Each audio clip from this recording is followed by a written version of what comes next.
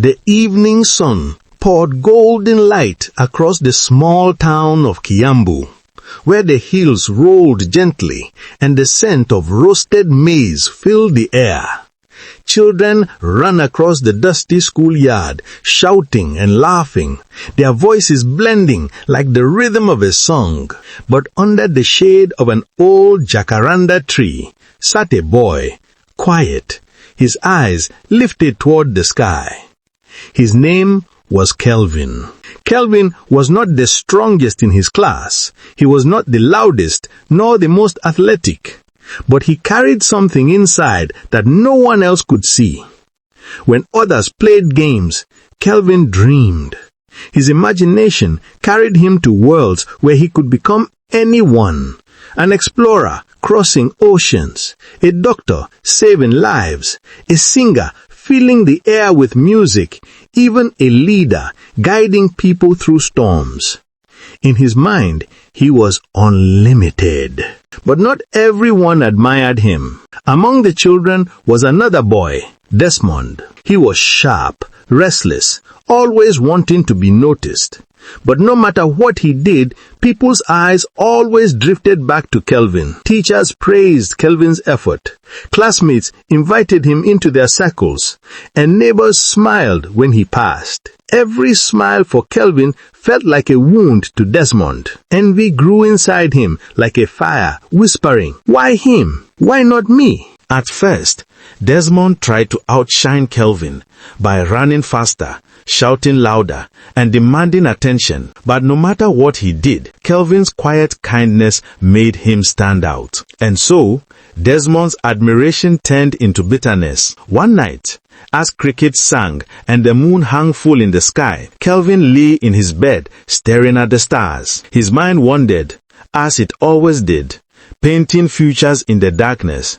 But this night was different. The stars grew brighter, almost alive, until one by one they broke free from the sky and began to swirl outside his window. Suddenly, his room filled with light. A voice, soft and clear, whispered, "Kelvin, come, imagine your mind." The light swept him away, and when he opened his eyes, he was no longer in his bed. He stood on a shining road, stretching far into the horizon. Around him floated doors made of pure light, each one glowing with a vision of who he could become. Through one door, he saw himself as a doctor in Nairobi, rushing through crowded hospital halls, saving lives with gentle hands.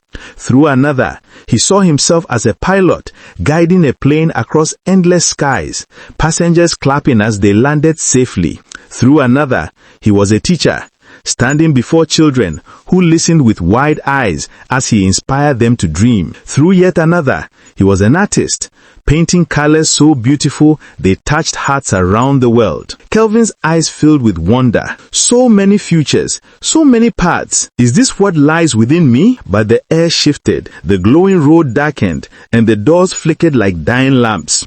A shadow stretched across the path, and from it stepped Desmond. His eyes were hard, his voice sharp. "You think you can be all these things?" he spat. "You are nothing but a boy. Dreams are lies. They make you weak." Kelvin's heart pounded, but he stood tall. Dreams are not lies. They are seeds. Seeds that grow into tomorrow. Desmond sneered, waving his hand. The shining doors turned into mirrors, cold, cruel reflections of failure. Kelvin saw himself stumbling, mocked, forgotten.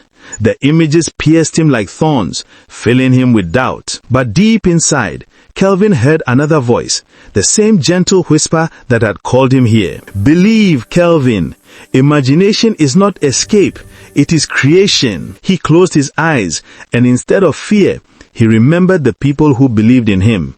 His mother's smile, his teacher's praise, the friends who laughed with him.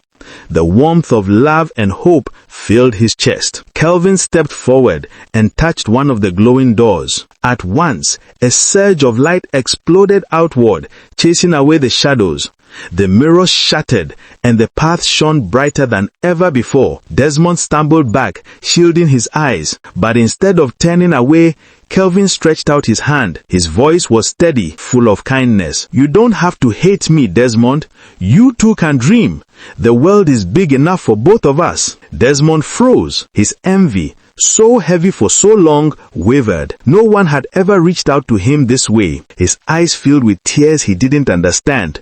For the first time, he felt something stronger than jealousy. Hope. The dream faded. Kelvin awoke in his bed, morning light streaming through the window. Yet he knew it was no ordinary dream. It was a message. That day when he walked to school, the air felt different. Every child carried their own world of imagination inside them, waiting to be unlocked. Kelvin smiled, because now he knew the truth. Imagination was not just pretending. It was a map to the future, a light that no shadow could ever erase. And though Desmond still wrestled with envy, the seed of change had been planted in his heart, a seed that whispered softly, "You too can be more."